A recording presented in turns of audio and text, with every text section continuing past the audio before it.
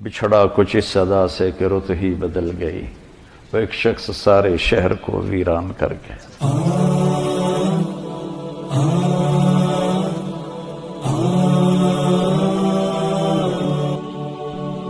خداوندا تیرا بندہ وہ دنیا چھوڑ آیا ہوں، بدن سے روح اور سانسوں کے رشتے توڑ آیا ہوں۔ کیا اس ملک میں ضرورت کے اعتبار سے صرف ایک گھر بینک کے لون قرض سے لے سکتے ہیں؟ نہیں لے سکتے بھائی۔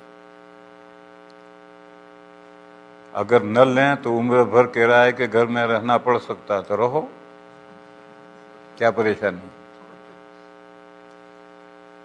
یہ صرف ایک گھر، دیکھو ایک چمچہ پخانا کھاؤ یا 10 چمچے کھاؤ ایک ہی بات ہے۔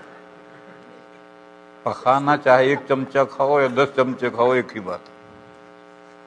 ہمارے یہاں کا فتویٰ دوسرے یہاں کے تمہارے ملک کے مفتی کیا کہتے ہیں، پاکستان کے فلاں حضرت کیا کہتے ہیں، وہ جو کچھ کہتے ہیں وہ تم بھی جانتے ہو، میں بھی جانتا ہوں۔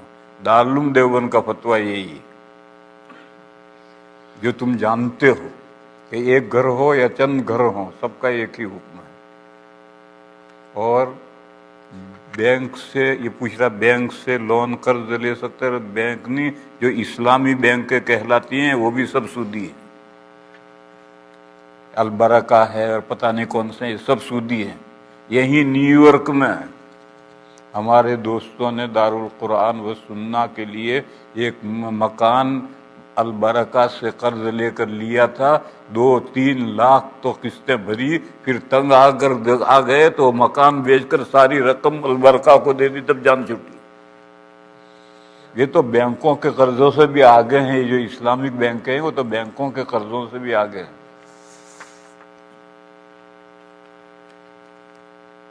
دیکھو بھائی، میں دارالعلوم دیوبند کا آدمی ہوں اور دارالعلوم دیوبند کا صدر مدرس بھی ہوں، شیخ الحدیث بھی ہوں، تو میں دارالعلوم دیوبند کے فتوے کے خلاف کوئی فتویٰ نہیں دے سکتا۔ میں اس کا نمائندہ ہوں، میں اس کے خلاف کیسے فتویٰ دے دوں گا؟ انشورنس لینا، گھر کا انشورنس لینا، بیمہ پالیسی گھر کی۔ دیکھو انشورنس کے بارے میں سنو، life insurance, body parts insurance اور پراپرٹی انشورنس۔ کوئی پراپرٹی ہو، کار ہو، گھر ہو، دکان ہو، شاپ ہو، سینٹر ہو، 3 انشورنس ہیں، life insurance, body parts insurance اور پراپرٹی انشورنس۔ دارالعلوم دیوبند کا فتویٰ یہ ہے کہ تینوں ناجائز ہے، لیکن میری رائے اس مسئلے میں فتویٰ نہیں دے رہا، فتویٰ وہی ہے۔ میری رائے یہ ہے کہ لائف انشورنس اور باڈی پارٹ انشورنس ناجائز ہے اور پراپرٹی انشورنس جائز ہے۔ کیوں؟ ان کا میتھڈ الگ ہے۔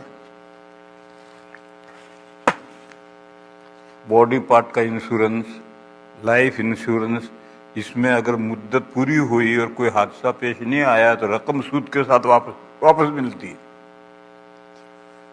اور پراپرٹی انشورنس میں ایک کمپنی کی ممبرشپ ہے، آپ ممبر بن گئے، اگر مدت میں آپ کا نقصان ہو گیا تو وہ کمپنی آپ کے نقصان کی تلافی اپنے قاعدے کے مطابق کرے گی، اور اگر مدت پوری ہوئی اور کوئی نقصان نہیں آیا تو آپ کے پیسے گئے، واپس کچھ نہیں ملے گا۔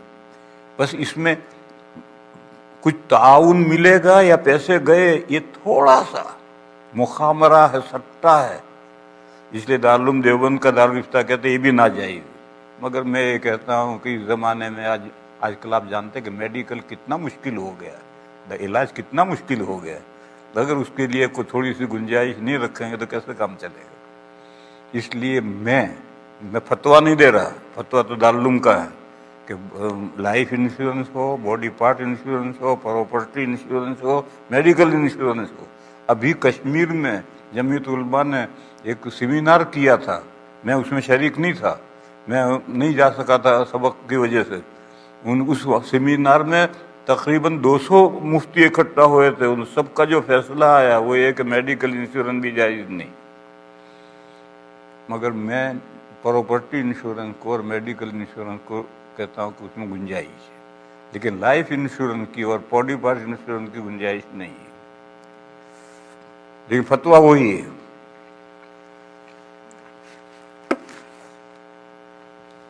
کیونکہ اس میں سٹا گیمبلنگ ہے کہ یا تو تعاون ملے گا اگر نقصان ہو گیا، اور نہیں مدت پوری ہوئی تو پیسے گئے.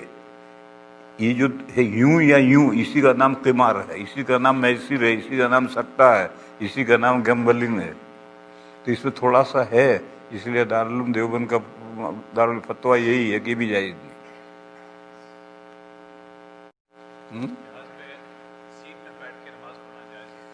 نہیں. ہوائی جہاز میں اگر آپ باقاعدہ نماز پڑھیں گے تو نماز ہو جائے گی. باقاعدہ کا مطلب یہ ہے کہ وضو کرو. وضو کے لیے موزے پہن کر بیٹھو تو چہرہ اور ہاتھ تو دھو سکتے ہیں واش روم میں، لیکن پیر دھونے کی صورت نہیں ہے وہاں. بہرحال وضو چاہیے. اگر وضو نہیں آپ کے پاس مٹی ہے تیمم کرو، پھر کھڑے ہو، قبلے کی طرف منہ کرو، رکوع سجدے کے ساتھ نماز پڑھو. اس کی جگہ ہوتی ہے وہاں. اگر ایسا کوئی نماز پڑھے گا تو نماز ہو جائے گی، لوٹانے کی ضرورت نہیں. لیکن پلین میں نماز پڑھنا بہت مشکل ہے. میں تو جمع تاخیر کرتا ہوں.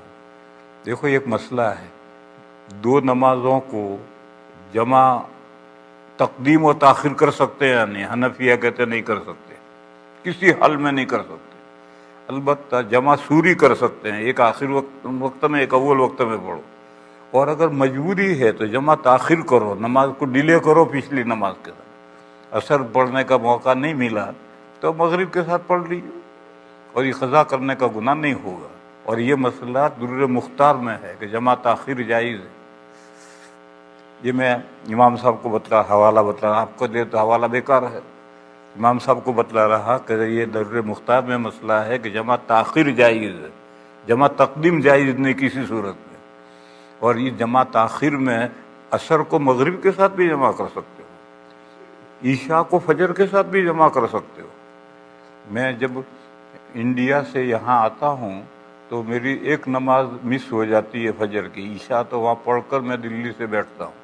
جب نیو یارک اترتا ہوں تو سورج نکل آیا ہوتا ہے، تو میں آ کر گھر پہنچ کر فوراً قضا کرتا ہوں. جب واپس لوٹوں گا تو 4 نمازیں قضا ہو جاتی ہیں. تو دہلی اتر کر جہاں پہنچ کر کے سب سے پہلے قضا کا نمازیں پڑھوں گا. میں ہوائی جہاز میں میرے لیے بہت مشکل ہے، میں نہیں پڑھتا، تب مؤخر کر کے جمع کرتا ہوں. یہاں ایک مسئلہ اور سمجھو. اب ہوائی جہاز کا انہوں نے روٹ کر دیا ہے نارتھ پول سے، تو دن ہی دن رہتا ہے. بس ایسی صورت میں دیکھنا ہے کہ آپ جہاں سے چلے اور جہاں پہنچے وہاں تاریخ بدلی نہیں بدلی. اگر تاریخ بدل گئی ہے تو بیچ میں جتنی نمازیں گئیں وہ قضا کرو. وہ تاریخ نہیں بدلی ایسا نہیں ہوگا، تاریخ تو بدلے گی. تو جب تاریخ بدلے گی تو جتنی درمیان میں نمازیں گئی ہیں وہ قضا کرو. جب یہاں سے میں 16 تاریخ کو بیٹھا تو جب دلی اتروں گا تو وہاں 17 تاریخ ہوگی، تو تاریخ بدل گئی تو 4 نمازیں مجھے قضا کرنی. اور وہاں سے 16 کو چلا، 16 کو یہاں آیا تو 1 نماز گئی، اس کو قضا کروں گا. آج کل روٹ ایسا بنا دیا ہے کہ نارتھ پول کی طرف سے جہاز جاتے ہیں اور دن بھر روشنی ہی، سورج دکھتا ہی دھوپ رہتی ہے. کے وفادار ہے علماء دیوبند، اسلام کے غمخوار ہے علماء دیوبند. آقا کے وفادار ہے علماء دیوبند، اسلام کے غمخوار ہے علماء